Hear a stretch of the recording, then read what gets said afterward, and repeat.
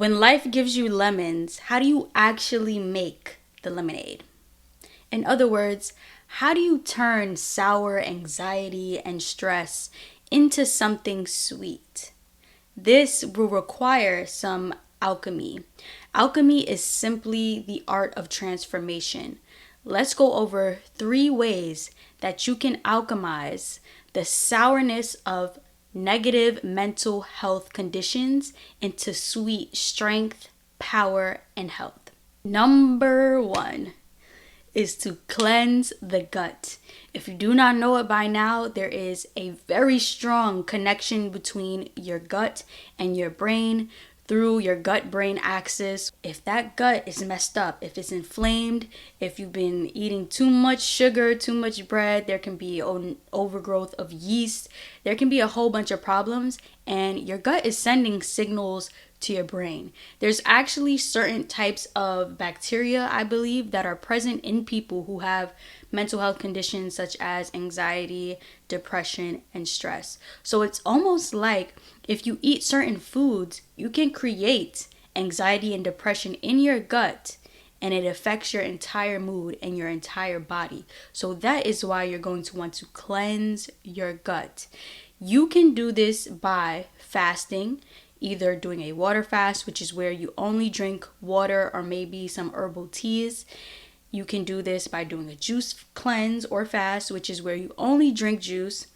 Or you can do a fruit fast, which is where you eat fruits. Your emotions are communicating to you that something is wrong. So do not be mad at yourself or be down that you are feeling stress or anxiety or depression. Take it as what it is, which is your body communicating with you the best way that it knows how. I have a short video that I will link in the description where I will explain how you can do an herbal cleanse if you really want to go ahead and cleanse that gut, get that mental health super strong and sweet. Let's move into point number 2. And you have to realize that since your mind is being attacked, you can use your body to fight back. So we kind of mentioned using your body to fight back in the first point by cleansing the gut, but you can do this more actively by actually working out. Exercise is connected to increased mental health. You can also do things like take walks, which will reduce inflammation, which will allow your mind to calm down. You can be more social, get out into different settings where you're interacting with other human beings, something that is very important for our mental health because of the way that we evolved together in tribes. And you can also say positive affirmations out loud to fight back those negative thoughts that are going on in your mind. Your mouth is very important as well when it comes to your mental health. There is a mouth and mind connection. The things that you think connect to the things that you feel, which then connects to your actions. So if you are saying positive affirmations to yourself, you are also encouraging your body, your mind to think this way, which will then impact how you feel. Once you start to feel better, right, you're going to experience less anxiety, less stress, less depression, and you are going to be able to do the things that solidify that. I will have these cards linked down below for you. A bonus tip actually is to improve your oral health, because oral health is also connected to mental health. The third thing that you are going to do to alchemize those sour lemons into sweet lemonade is to get those things out of your mind and onto a piece of paper. There is so much power in journaling, in writing out those things that are consistently popping up in your head, those negative voices that are plaguing your mind, onto the paper. This creates distance between you and the thought so that you can see that you are not actually the thought. Once you get it out of your brain and onto the paper, you'll be able to move past it. Here is one way that I like to work through things. I will write down thoughts that I consistently hear in my head.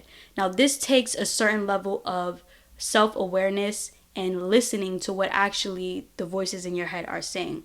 You can do this by doing meditation or just sitting in silence and listening to what pops up, Or maybe it's a certain event or something that someone said to you that you know for sure this is causing you your anxiety and your stress. An example of a thought that could be recurring in your head causing you some stress and anxiety is if you keep thinking about a past relationship.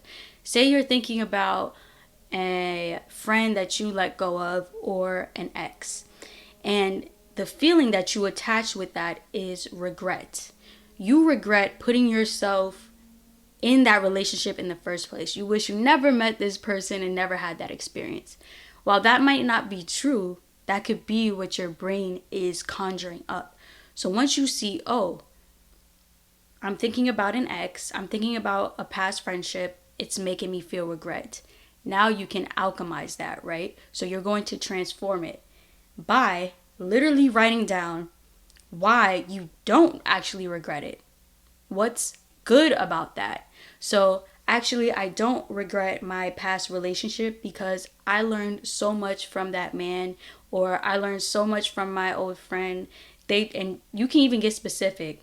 My man taught me how to play a video game that now I love to play. Or my friend encouraged me to drink more water, and that has drastically improved my skin. I'm telling you, just from even fake writing that out, I felt a release, because it is so powerful when you take what the negative emotion is trying to actually make you experience.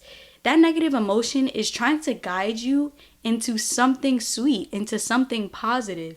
It's not there to hurt you. It's just wanting that experience that might be sitting in your body to be used. That energy is stagnant. It doesn't want it to be stagnant. It wants to move it out and alchemize it into something sweet, into something beautiful.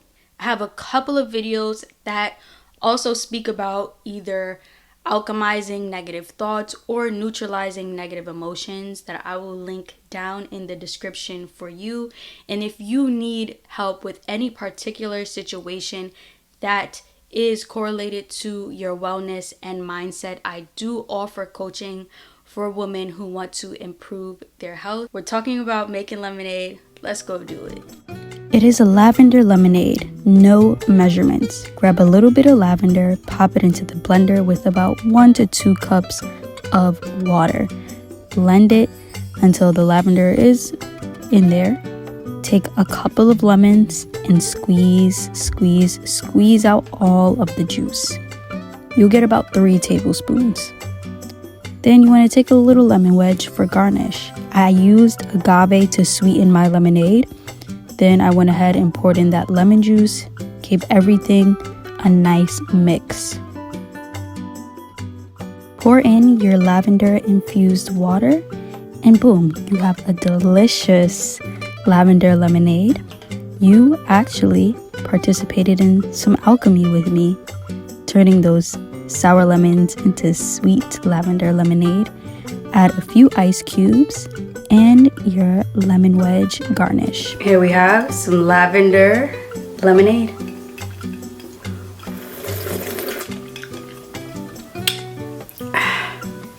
So worth it. Stay golden.